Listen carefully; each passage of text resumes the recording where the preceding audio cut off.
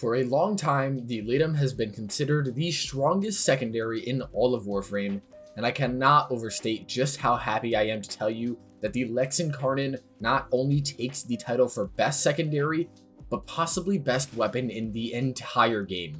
This week's Incarnon choices gave us some great options, with mine being the Boltor and the Lex, and while unfortunately I must say that the Boltor was disappointing, the Lex is far from it.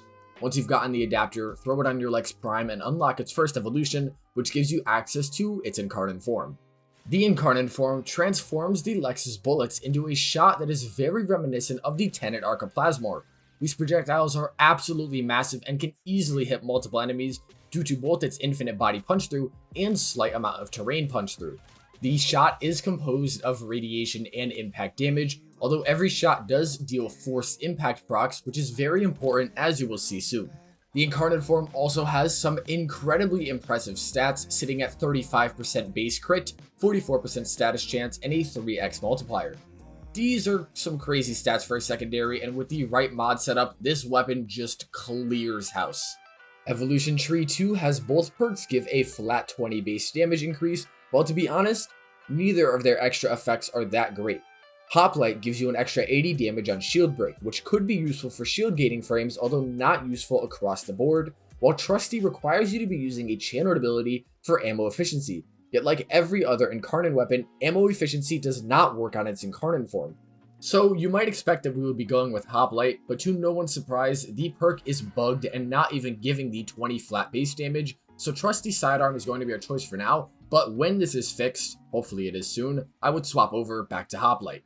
Tree 3, like other Incarnons, is more quality of life stuff, meaning that it is really up to you. Talionis reduces weapon recoil and adds accuracy on headshot, something that is commonplace in both forms, and stacks up to 80% for both values respectively. Volley increases magazine capacity by 10, doing nothing for the Incarnon form, yet making the base form more forgiving, while Retaliation gives you more reload speed on reload from empty, which does affect the Incarnon transformation, but it is up to you. I use Talionis as both forms kick like a mule, and this mitigates all recoil for me. Tree 4 though is where things start to get interesting, even if only one option is the best choice. Dawn gives 100% headshot damage on equip, which is too niche in my opinion to actually be worth it, while Balance gives 30% more status chance, which could be useful if not for the forced impact procs that the weapon already has. Critical Parallel increases crit chance by 19% and crit damage by 0.4.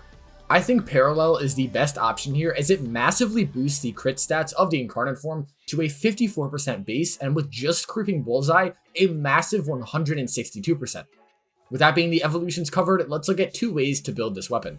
The first build makes amazingly powerful usage of the pistol mod Hemorrhage. Hemorrhage gives your pistol a 35% chance to proc slash on an impact proc, which can be doubled to 70% if your weapon's fire rate is below 2.5. Why is this so good here? Well, the aforementioned forced impact procs means that you have a permanent 35% chance to proc slash, and this is further boosted by the Lex Incarnon form's very low fire rate, taking that bonus to 70%. Both diffusion and shot do come in here. It is important to know that the CO effect that shot gives, where per individual status on an enemy, you gain 120% damage, does work on this weapon as it is not AoE, it just has a massive projectile.